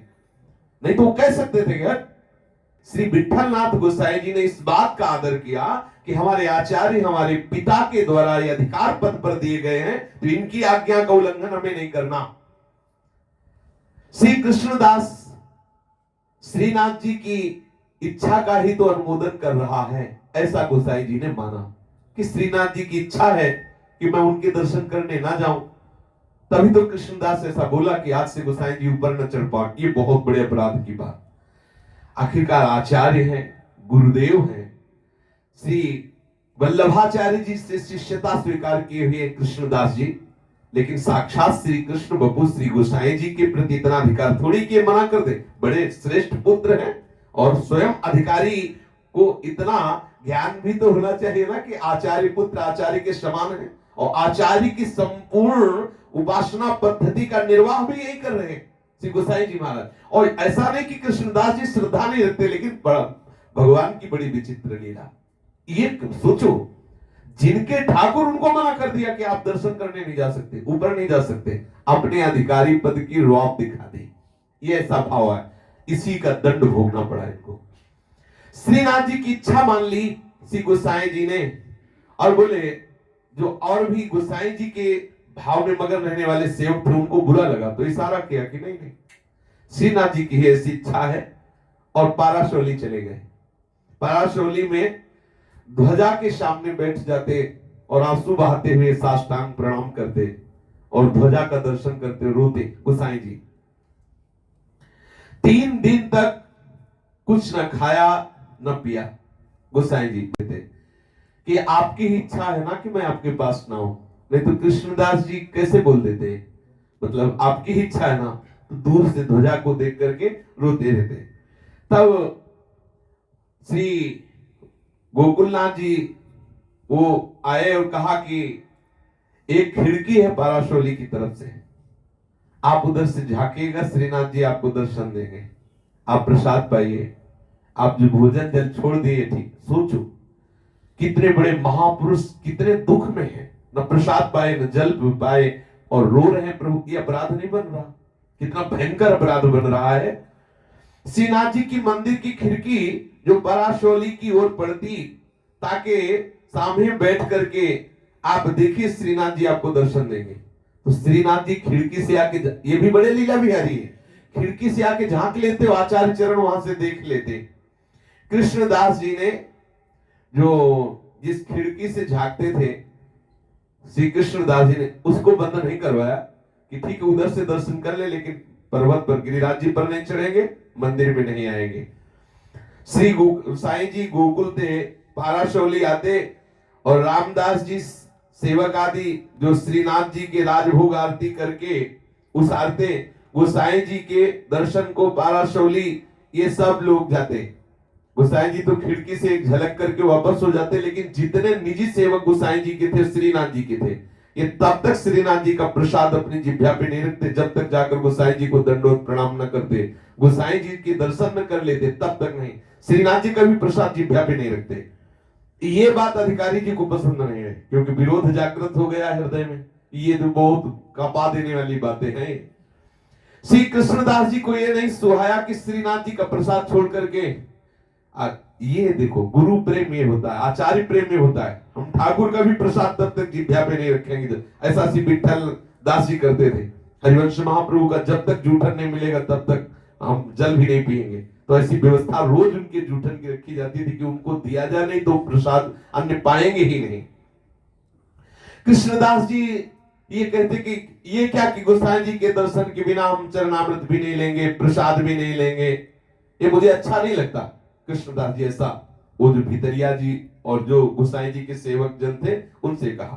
फिर गोसाई जी ने एक पत्र लिखा, रामदास भितरिया जी को दिया और कहा श्रीनाथ जी को दे देना। श्रीनाथ जी ने भी एक पत्र लिखा और रामदास जी भितरिया को दिया कि गोसाई जी को दे देना। गोसाई जी ने पत्र पढ़ा, जो भी लिखा हो उस पत्र को पानी में घोर घोर के पी गए। श्रीनाथ जी ने पत्र दिया है, उस पत्र को घोर के पानी में पी गए।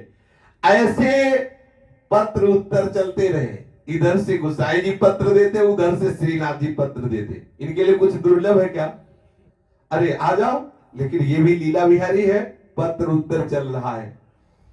अब श्रीनाथ जी के विरह की बड़ी ताप गोसाई जी के हृदय में प्रकट हुई। 6 महीने मंदिर में प्रवेश नहीं होने दिया।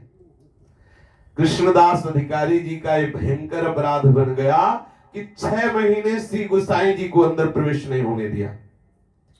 एक वहां के राजा थे, उस समय वर्तमान में बीरबल उनका नाम था, ये सम्राट अकबर के मंत्री नहीं, एक बीरबल नाम के राजा थे। वो जब वहां आए, पता चला कि श्री कृष्णदास अधिकारी जी गोसाई जी को मंदिर में नहीं चढ़ने देते। बीरबल ने तुरंत आदेश किया कि कृष्णदास जी को बंदी बनाकर तुरंत जेल में डाला जाए। इतना अधिकार कैसे हो गया कि उन्होंने गोसाई जी पर ऐसा, ठीक है वो संत स्वरूप है ऐसा नहीं कहते, लेकिन हम अपने राज अधिकार से इनको दंड देंगे। श्रीनाथ जी की लीला। श्री कृष्णदास अधिकारी जी को तत्काल बंदी बना लिया गया और 500 आदमियों को भेजा बीरबल राजा ने। जो भी कृष्णदास के पक्ष में बोले उसको भयंकर दंड दिया जाए तत्काल उनको।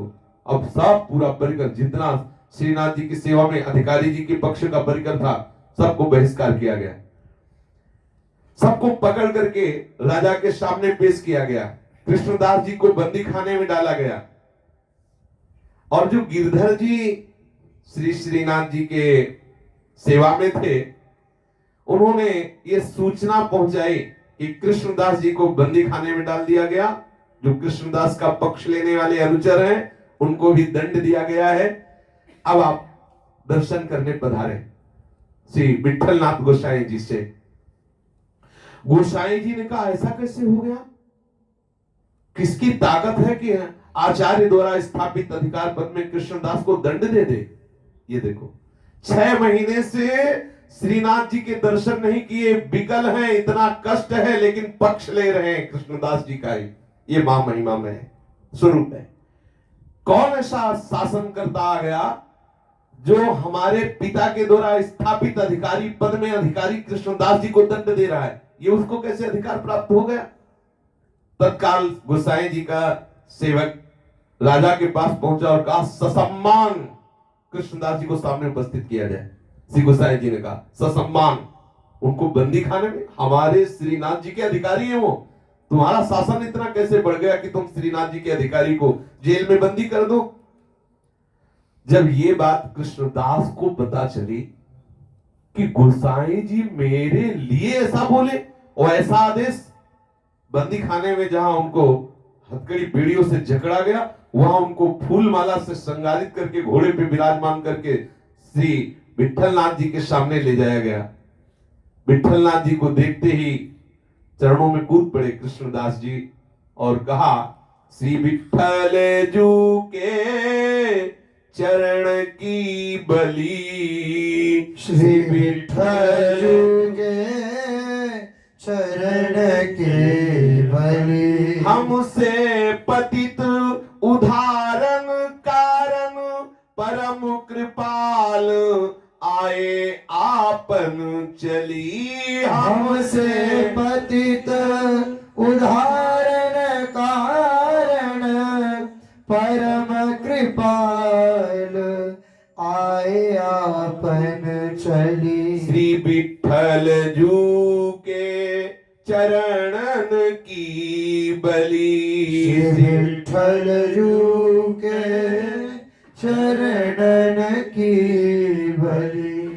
श्री गोसाई जी बहुत प्यार से कृष्णदास से मिले, कोई कष्ट तो नहीं है। कहा कृष्णदास से आओ घर चलते हैं। आप देखो महापुरुषों का हृदय क्या होता है। कृष्णदास जी को ले गए और कहा सुंदर सुंदर भोजन तैयार किया जाए, कृष्णदास जी को पवाया जाए। कृष्णदास जी के आंखों में आंसू आ गया और बोले महाराज हम भोजन तभी पाएंगे जब आप जिस पात्र में पाए और कुछ जूठन छोड़ दें, वो जूठन पाके ही हम भोजन पाएंगे, अन्यथा नहीं। गोसाई जी ने कहा जैसे तुम्हें सुख मिले, एक बार भी ना नहीं किया। तत्काल गोसाई जी ने पहले भोजन पाया और कहा आप पा लीजिए, आपको जैसे सुख मिले। तो बहुत आह्लादित होकर कृष्णदास जी ने एक पद गाया, ताही को सिरनाइए जो श्री बल्लभ सुत पद रजरती होए। ताही को सिरनाइए जो श्री वल्लभ पति रति होए। मैं उसी को सिर नवाता हूं जिनको श्री विठलनाथ गोसाई जी के चरणों की रज में प्रेम है।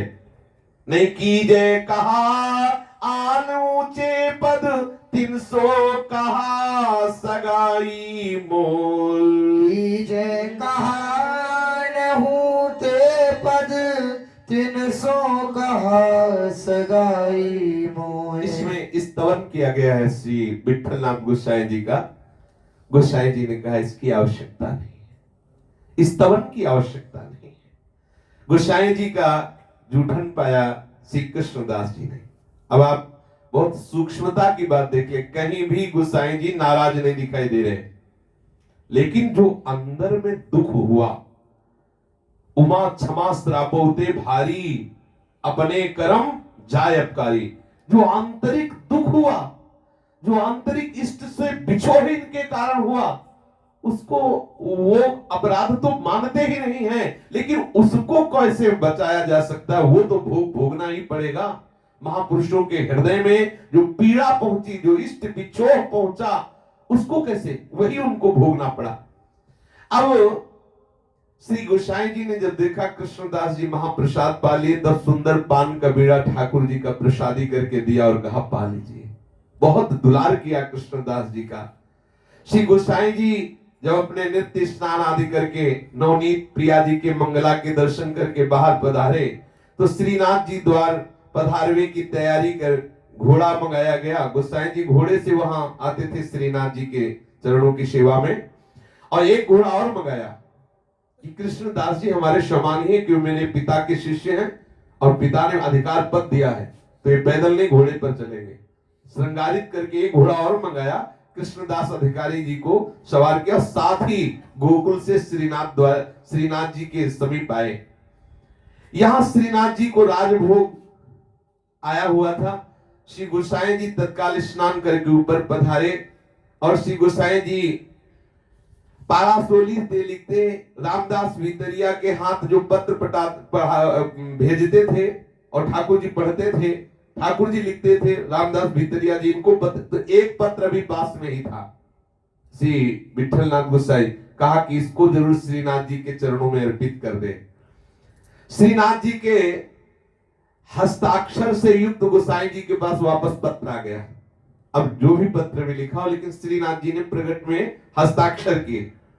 गोसाई जी भोग उशरवा करके श्रीनाथ जी के दर्शन किए। श्रीनाथ जी इशारे से गोसाई जी से पूछ रहे, प्रसन्न हो? गोसाई जी इशारे से पूछ रहे, आप सुखी हो? 6 महीने के बाद मिल रहे। श्रीनाथ जी की भाव चढ़ी हुई थी, मतलब गोसाई जी ये देख रहे थे कि सब कुछ है, लेकिन श्रीनाथ जी अभी क्षमा नहीं किए कृष्णदास जी को।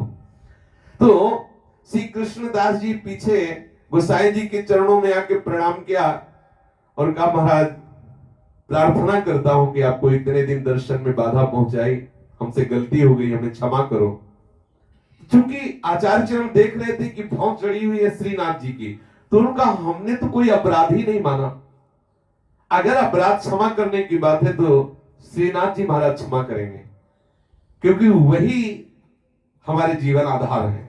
अगर कोई अपराध बना भी है और मानते भी है श्रीनाथ जी, तो श्रीनाथ जी ही क्षमा करेंगे, हमारी तरफ से तो कोई अपराध ही नहीं है।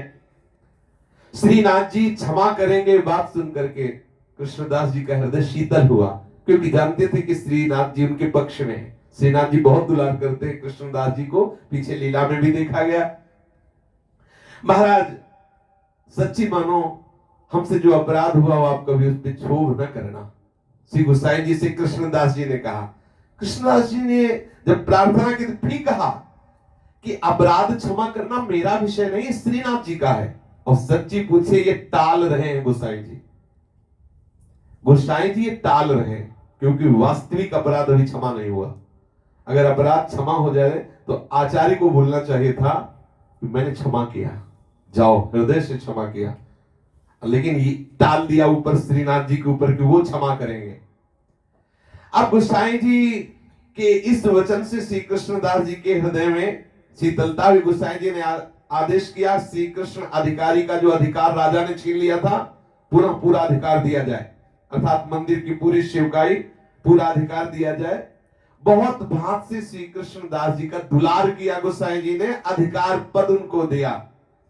इतने में देखो संयोग बना, एक कोई वैष्णव जो कृष्णदास जी पर विशेष श्रद्धा रखता था, पुष्टि मार्गी वैष्णव, उसने कृष्णदास से कहा कि मेरी इच्छा है कि एक हम कुआं खुदवाएं और उस कुआं के पानी से श्रीनाथ जी की सेवा हो।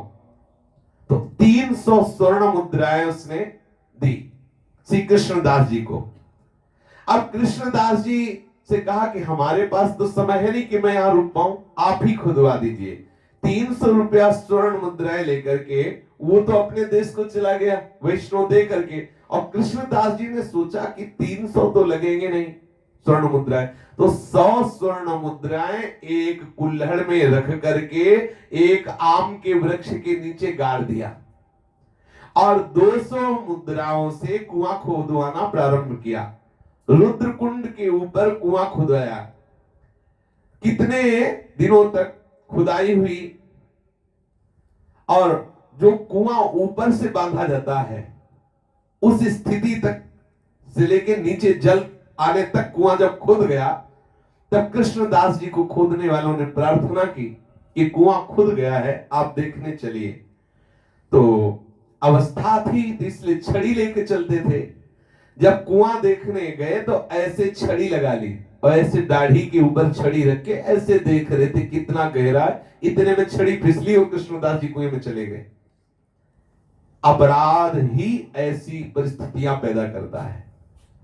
इतने बड़े महापुरुष कृष्णदास जी कुएं में गिर गए और तत्काल मृत्यु को प्राप्त हुए। और आश्चर्य की बात की तत्काल जब गोसाई जी को पता चला तो सेवकों को उतराया, वहां कहीं न छड़ी मिली न कृष्णदास जी मिले, ना उनका शरीर मिला ना उनकी छड़ी मिली। अब गोसाई जी ने विचार किया कि आखिरकार हुआ क्या, बहुत ढूंढने पर भी कुआं के अंदर इनका शरीर क्यों नहीं मिला। रामदास जी ने कहा कि इनकी दुर्गति होगी।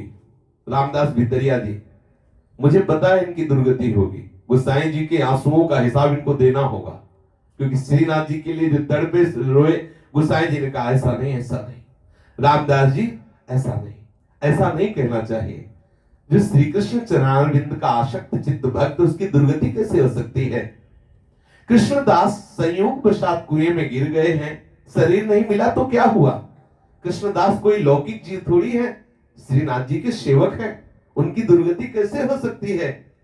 गोसाई जी ऐसा बोल रहे, रामदास जी कह रहे नहीं। रामदास जी निजी सेवक है, श्रीअंग सेवक। भितरिया जी उनको कहे, बोले नहीं गोसाई जी, आपकी अवज्ञा करने के कारण उनको भुगतना पड़ेगा, उनकी निश्चित दुर्गति हुई है।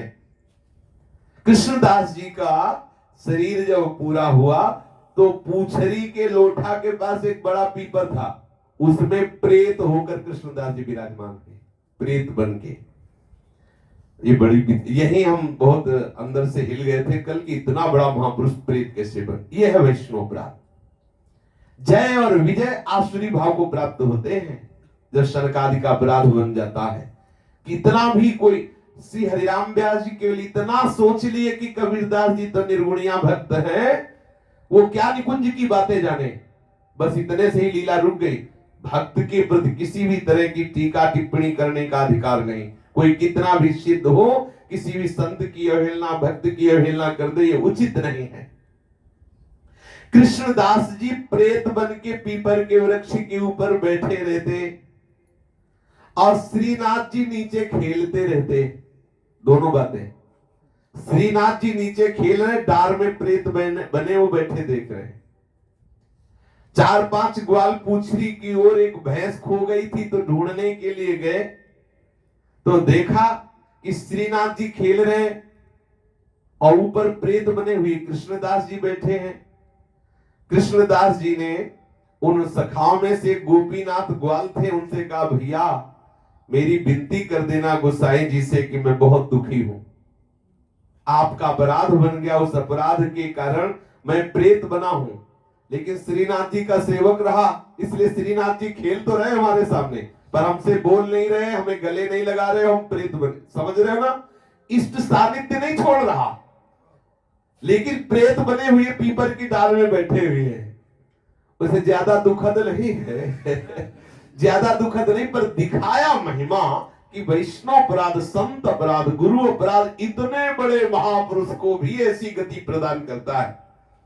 श्रीनाथ जी के पास हूं, श्रीनाथ जी खेल रहे हैं, पर वो ना हमसे बोल रहे, ना हमको छू रहे हैं, ना हमारे साथ खेल रहे हैं। सखाओं के साथ खेलते मैं देख भर रहा हूं।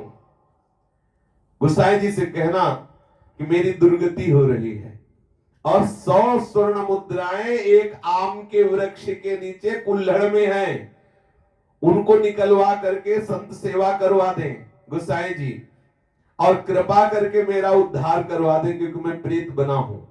ऐसा गोपीनाथ ग्वाल ने जब बात सुनी, वो श्री गोसाई जी के सामने गए और कहा महाराज कृष्णदास अधिकारी जी तो भूत बन गए हैं, हमने देखा पीपल में बैठे थे और श्रीनाथ जी महाराज नीचे खेल रहे थे, और गोसाई जी आम के नीचे 100 स्वर्ण मुद्राएं एक कुल्हड़ में छुपा के कृष्णदास जी गए तो वो निकलवा के भंडारे में बंटवा दी जाए। कृष्णदास को प्रेत योनि में श्रीनाथ जी दर्शन दे रहे हैं, श्रीनाथ जी सामने खेल रहे हैं। गोसाई जी ने कृष्णदास से कहा जो कृष्णदास तुम अधिकारी हो ना, तो देखो श्रीनाथ जी की सेवा तुमने नीकी की, तो देखो श्रीनाथ जी तुम्हारे सामने खेल रहे हैं, लेकिन तुमसे एक त्रुटि हो गई, अधिकारी पद का दुरुपयोग कर दिया। हमारी तरफ से क्षमा होने पर भी देखो श्रीनाथ जी तुम्हें क्षमा नहीं किए। वो तुम्हारे सामने खेल रहे हैं लेकिन तुमसे मिलेंगे नहीं, तुमसे बात नहीं करेंगे। तो कहीं किसी भी पद का अभिमान करके वैष्णव अपराध नहीं होना चाहिए। तुम्हारे अपराध को श्रीनाथ जी क्षमा करेंगे। श्रीनाथ जी की कृपा से श्रीनाथ जी अपराध क्षमा करेंगे। प्रेत योनि में तुम्हें कोई पीड़ा नहीं हो रही। तुम्हें श्रीनाथ जी दर्शन, प्रेतों को श्रीनाथ जी के दर्शन थोड़ी होते हैं। ये तो केवल अपराध मोचन के लिए तुम्हें प्रेत योनि मिली है। महाराज मुंह को दर्शन देते हो, मुंह से बोलते हो, लेकिन मुझसे मिलते नहीं, मेरे साथ खेलते नहीं। तो श्रीनाथ जी ने कहा मैं तुम्हारे भजन से तुमको नहीं मिलता हूं। ये मत समझ लो कि तुम्हारे भजन के प्रताप से मैं तुम्हारे सामने खेल रहा हूं, तुम्हारे सामने हंस रहा हूं। गोसाई जी ने कहा है कि श्रीनाथ जी क्षमा कर देंगे, इसलिए मैं तुम्हारे साथ खेल रहा हूं, हंस रहा हूं, दूर नहीं तुम्हें दर्शन भी नहीं देता, क्योंकि तुमने ऐसा अपराध किया है। मैं तुमसे बोलता भी नहीं, तुम्हारा उद्धार भी नहीं होने देता। श्रीनाथ जी कह रहे हैं। गोसाई जी ने कहा कि क्षमा कर, इसलिए नहीं, तुमने गोसाई जी का विरोध किया, आचार्य का विरोध किया। श्री गोसाई जी के हाथ से ही तुम्हारा अपराध मोचन होगा, मेरे द्वारा नहीं, क्योंकि मेरा सिद्धांत है जिसका अपराध होता है उसी से मोचन होता है। आहा, अब गोसाई जी उद्धार करेंगे। हाँ, सिफारिश हम कर देते हैं। श्रीनाथ जी ने कहा सिफारिश हम कर देते हैं। अब श्रीनाथ जी ने गोसाई जी से कहा कि आपने हमारे ऊपर डाल दिया था, तो अभी तक तो हम घेरे रहे इनको, इसी पीपल वृक्ष के नीचे इनको दुलार करते रहे, अब आप कृपा कर दो। तत्काल श्री गोसाई जी का हृदय शीतल हो गया। अब शीतल, असलियत में अब शीतल हुआ। बाहर से व्यवहार में कटुता प्रकट नहीं की, लेकिन हृदय में दुख हुआ कि मैंने क्या अपराध किया था जो मुझे 6 महीने श्रीनाथ जी के दर्शन नहीं करने दिए। तत्काल श्री गोसाई जी की कृपा प्रसाद से उनका जो प्रेत योनि में प्रवेश हुआ था उससे वो मुक्त हो गए।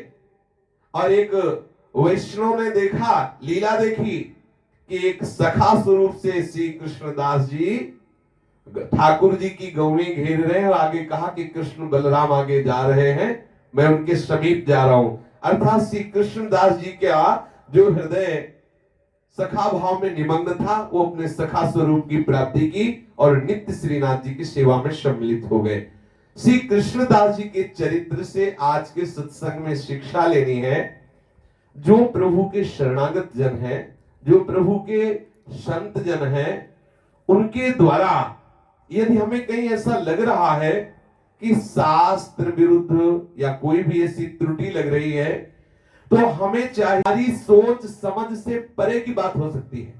कोई ऐसी बात हो सकती है जैसे गोसाई जी ने अंदर से भाव प्रकट किया कि आपको इनसे नहीं मिलना चाहिए गंगाबाई से, तो कृष्णदास जी को मान लेना चाहिए।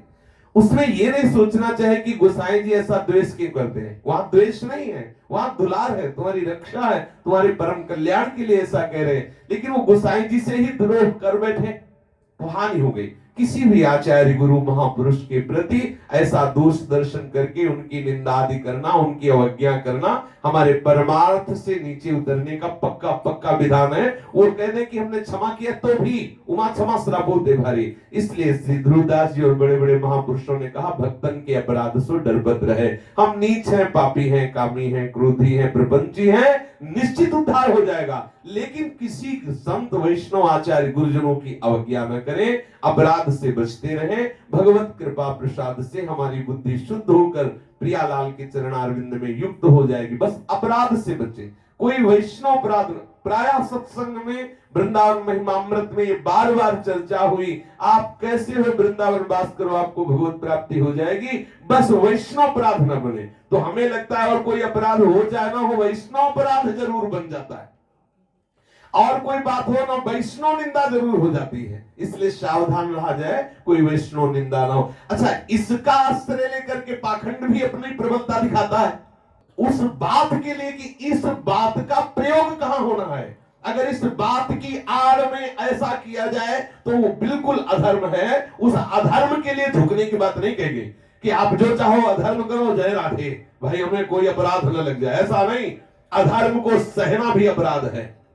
अच्छा, अपने साधन मार्ग की बात अलग है कि हम साधन मार्ग में चल रहे हैं, कोई हमें पीट रहा है, कोई गाली दे रहा है, वो बात अलग है। लेकिन कोई धर्म ध्वजी हो करके भगवत मार्ग का भ्रम पैदा करके और वासनाओं की रचना करे, चाल करे, आडंबर करे, पाखंड करे, दंभ करे, अगर इसका सत्मार्ग का जो अनुयायी है वो इसका विरोध करके सत्मार्ग की स्थापना ना करे तो करेगा कौन? फिर वो तो उसी तरह से लोग भ्रमित होते रहे। इसलिए यहाँ वैष्णवता का सम्मान, भगवत शरणागति का सम्मान एक अलग क्षेत्र है, लेकिन वैष्णवता की आड़ में वो वैष्णव नहीं है, वो वैष्णवता की आड़ लेता है, वो शरणागत नहीं, वो शरणागत का बाहरी आड़ लेकर के अपनी वासनाओं का आडंबर करता, दंभ करता, पाखंड करता। उसके लिए भगवत रसिक जो कल चर्चा हुई कि वेशधारी हरि की उर्शाल है, नहीं तो हरि का स्वभाव है कि वो राय के संभजन को मानत मेरु समान। कल सत्संग का विश्राम रहेगा, संवत्सर का प्रथम दिन है, तो अपने लोग प्रातः कालीन 5:30 पौने 6 के सब लगभग श्री वृंदावन धाम की परिक्रमा नाम कीर्तन करते हुए करने का विचार किया है। तो कल प्रातः परिक्रमा होगी और सायं से कल श्री स्वामी जी महाराज श्री राम शर्मा आचार्य के द्वारा निकुंज रस से रोत रसमयी प्रिया प्रीतम की लीलाएं 4 दिन देखने का सौभाग्य मिलेगा। कल और कौन सी तारीख? 6, 7, 8, 9, ये शाम के 6 बजे से 9 बजे तक कल परिक्रमा 5:30 से प्रारंभ हो जाएगी। ऐसा कुछ इन लोगों ने विधान किया है। श्री राधा वल्लभ लाल की जय जय श्याम, जय जय श्याम, जय जय श्री वृंदावन धाम। जय जय श्याम, जय जय श्याम, जय जय श्री वृंदावन धाम। पावन राधे तेरा नाम, पावन राधे तेरा नाम, पावन राधे तेरा नाम, पावन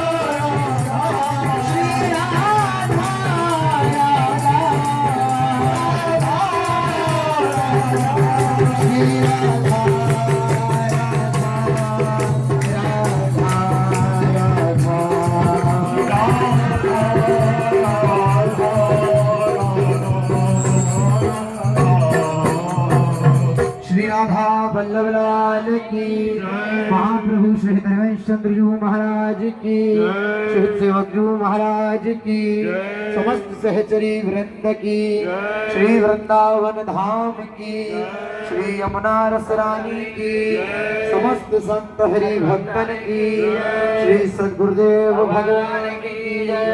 जय जय श्री राधे, जय जय श्री राधे, जय जय श्री राधे, जय जय श्री राधे।